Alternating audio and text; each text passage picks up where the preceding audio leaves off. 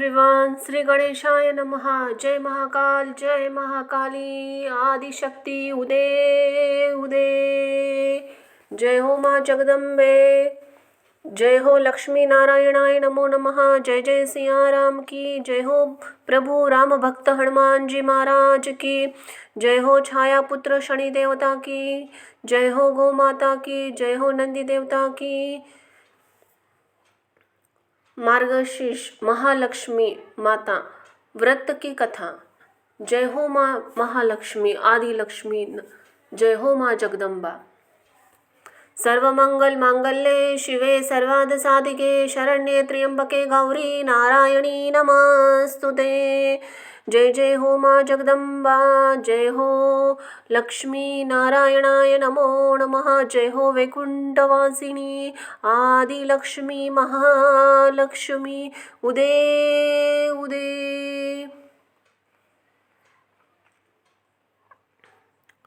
माता महालक्ष्मी व्रत कथा।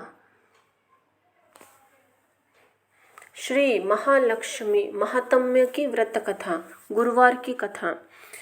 आइए ध्यान दे के सुने श्री महालक्ष्मी जी की व्रत कथा, गुरुवार की व्रत कथा। इसे श्रवण और पठन करने से दुख दारिद्र्य दूर हो जाता है। श्री महालक्ष्मी माता की कृपा से सुख संपत्ति ऐश्वर्य प्राप्त होता है, मन की इच्छा पूरी होती है। श्री महालक्ष्मी माता के अनेक रूप तथा नाम हैं। भूतल में वे छाया, शक्ति, तृष्णा, शांति, जाति, लज्जा, श्रद्धा, कांति, वृत्ति, स्मृति, दया, तुष्टि, माता, अधिष्ठात्री एवं लक्ष्मी के रूप में स्थित है। उन्हें प्रणाम करते हैं। कैलाश पर्वत पर पार्वती, क्षीरसागर में सिंधु कन्या, स्वर्गलोक में महालक्ष्मी, भूलोक में लक्ष्मी, ब्रह्मलोक में सावित्री, ग्लावलो में राधिका, वृंदावन में राजेश्वरी रासेश्वरी, चंदवन में चंद्रा, चंपक वन में गिरिजा, पद्यवन में पद्या, मट्टी में मालती, कुंदन वन में कुंददंती, केतकी वन में सुशीला, कंदप वन में कंदपमाला, राजप्रसाद में राजलक्ष्मी और घर घर में गृहलक्ष्मी इन विभिन्न नामों से पहचानी जाती है।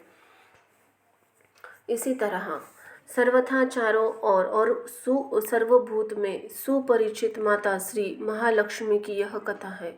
अब हम इसका पठन और श्रवण करेंगे। भारतवर्ष के सौराष्ट्र देश में द्रौपद युग की कहानी हुई है। सौराष्ट्र में उस समय भद्रश्रवा नाम के एक राजा थे। वे बड़े पराक्रमी राजा थे। 4 वेद, 6 शास्त्र, 18 पुराणों का उन्हें ज्ञान था। उनकी रानी का नाम सूरज चंद्रिका था। रानी दिखने में सुंदर और सुलक्षणा थी तथा पतिव्रता थी। उन दोनों को 7 पुत्र तथा उसके बाद एक कन्या का वरदान मिला था। कन्या का नाम शामबाला था। एक बार महालक्ष्मी जी के मन में आया कि जाकर उस राजा के राजप्रसाद में रहे। इससे राजा को दुगनी धन दौलत प्राप्त होगी और वह इस धन दौलत से अपनी प्रजा को और सुख दे पाएगा। गरीब के घर अगर रहे और उसे धन दौलत प्राप्त हो तो वह स्वार्थी की तरह केवल अपने ऊपर ही खर्च करेगा। यह सोचकर श्री महालक्ष्मी जी ने बूढ़ी ब्राह्मण स्त्री का रूप धारण किया। हाथ में लाठी लिए लाठी के सहारे रानी के द्वार तक पहुंची। यद्यपि उन्होंने बूढ़ी औरत का रूप धारण किया था, पर उनके चेहरे पर देवी का तेज था। देखते ही एक दासी सामने आई। उसने इनका नाम, धाम, काम, धर्म पूछ डाला। वृद्ध ब्राह्मण का रूप धरित माता लक्ष्मी ने कहा, बालिके, मेरा नाम कमला है। मेरे पति का नाम भुवनेश है। हम द्वारका में रहते हैं। तुम्हारी रानी पिछले जन्म में एक वैश्य की पत्नी थी। वह वैश्य गरीब था। दरिद्र के कारण हर रोज घर में झगड़े होते थे तथा उसका पति उसे रोज मारता था। इन बातों से तंग आकर वह घर छोड़कर चली गई तथा वन में जंगल में खाली पेट भटकने लगी। उसकी उस दुर्दशा पर मुझे दया आई। तब मैंने उसे सुख संपत्ति देने वाली श्री महालक्ष्मी की कथा सुनाई। मेरे कहने पर उसने श्री श्री महालक्ष्मी का व्रत किया। श्री महालक्ष्मी जी प्रसन्न हुई, उसकी गरीबी दूर हुई, उसका घर संसार दौलत संतति संपत्ति से भर गया। बाद में पति पत्नी दोनों परलोक सिधारे। लक्ष्मी व्रत करने के कारण वे लक्ष्मी लोक में रहे। उन्होंने जितने साल लक्ष्मी का व्रत किया था उतने साल उन्हें सुख भोग मिला। इस जन्म में उसका जन्म राजघराने में हुआ है, परंतु वह श्री महालक्ष्मी का व्रत करना भूल गई है। उसे यह याद दिलाने में यहाँ आई हूँ। बुढ़िया की बातें सुनकर दासी ने उन्हें प्रणाम किया तथा श्री महालक्ष्मी का व्रत किस तरह किया जाए इस बारे में पूछा। बुढ़िया का रूप धारण किए हुए श्री महालक्ष्मी माता ने दासी को पूजा की विधि तथा महिमा बताई। इसके बाद वह दासी माता को प्रणाम कर रानी को बताने अंदर चली गई। राज वैभव में रहते हुए रानी को अपने ऐश्वर्य का बहुत घमंड हुआ था। संपत्ति तथा अधिकार की वजह से वह उन्मत्त हो गई। दासी द्वारा बताई गई बुढ़िया की बातें सुनकर वह आग बबूला होकर राजद्वार पर आकर बुढ़िया रूपी श्री महालक्ष्मी पर बरस पड़ी।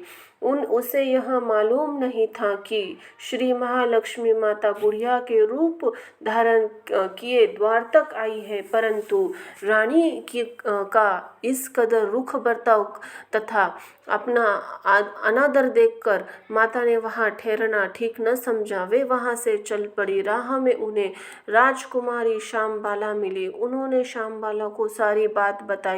श्यामबाला ने अपनी ओर से श्री महालक्ष्मी माता से क्षमा मांगी। माता को उस पर दया आई। उन्होंने श्यामबाला को श्री महालक्ष्मी व्रत के बारे में बताया। उस दिन अगहन मार्गशीर्ष महीना का पहला गुरुवार था। श्यामबाला ने परम श्रद्धा से श्री महालक्ष्मी जी का व्रत रखा। फल स्वरूप राजा सिद्धेश्वर के सुपुत्र मालाधर से उसका विवाह हुआ। वह धन दौलत ऐश्वर्य वैभव से माला माल हो गई।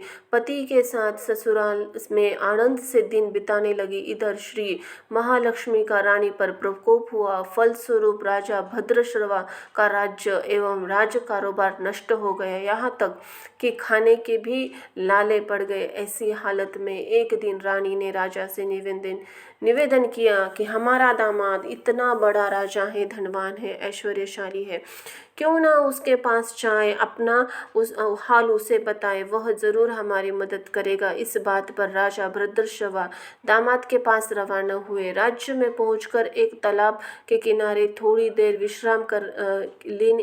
विश्राम लेने के लिए ठहरे। तालाब से पानी लेने आते जाते दासियों ने उन्हें देखा। उन्होंने विनम्रता से उनकी पूछताछ की। जब उन्हें यह मालूम हुआ कि वे रानी श्यामबाला के पिता है, तो दौड़ते हुए जाकर उन्होंने रानी को सारी बात बताई। रानी ने दासी के हाथ राज परिधान भेजकर बड़े ठाट से उनका स्वागत तथा आदर सत्कार किया, खान पान कराया। जब वे लौटने लगे तो सोने की मोहरों से भरा घड़ा दिया।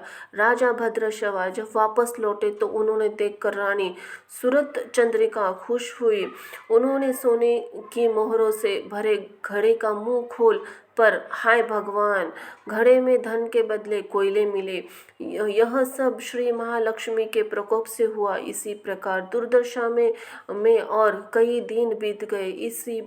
इस बार रानी स्वयं अपनी कन्या के पास आई। वह दिन अगहन माह का अंतिम गुरुवार था। श्यामबाला ने महालक्ष्मी का व्रत की पूजा की, अपनी माता से भी व्रत करवाया। इसके बाद रानी अपने घर आई। श्री महालक्ष्मी का व्रत रखने पर उसे फिर अपना राजपाट, धन दौलत ऐश्वर्य प्राप्त हुआ।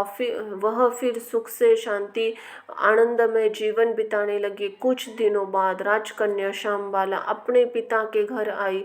उसे अपने घर देखकर सूरत चंद्रिका को पुरानी बातें याद आई। यही कि श्यामबाला ने अपने पिता को घड़ा भर कोयला दिया था और उसे कुछ भी नहीं दिया था। इसी कारण श्यामबाला को पिता ने अपने घर आने पर उसका कोई आदर आतिथ्य आतिथ्य नहीं हुआ बल्कि अनादर हुआ, पर उसने इस बात को बुरा नहीं माना। अपने घर लौटते समय उसने पिता के घर से थोड़ा सा नमक ले लिया।